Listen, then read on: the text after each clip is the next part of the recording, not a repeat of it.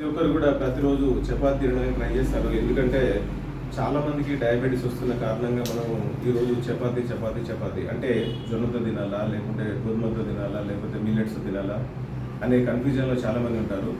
గోధుమలు మాత్రం చపాతీ తినకూడదు. ఎందుకంటే దానిలో గ్లూటెన్ ఉంటుంది. గ్లూటెన్ అనేది చాలా డేంజర్. అది బీటా సెల్స్ని డ్యామేజ్ చేస్తుంది కాబట్టి షుగర్ పేషెంట్స్ ప్రాబ్లం అవుతుంది. అదే మిల్లెట్స్ అనుకోండి, దానిలో ఫైబర్ ఎక్కువ ఉంటుంది, హెల్త్ ఎనర్జీ ఎక్కువ ఉంటుంది. ఇప్పుడు మన దగ్గర మల్టీగ్రెయిన్ మిక్స్ ఉంటుంది.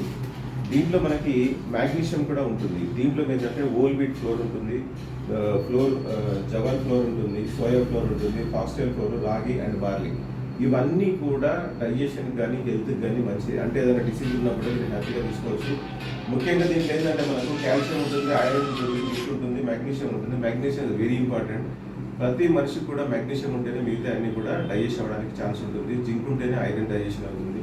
అంటే ఈ ఐరన్ ఎప్పుడైతే మన శరీరం అబ్జర్వ్ చేసుకుంటుందో ఇమ్యూనిటీ అనేది బాగా పెరుగుతుంది. ఇమ్యూనిటీ ఎప్పుడైతే పెరుగుతుందో మనిషి హెల్తీగా ఉంటారు.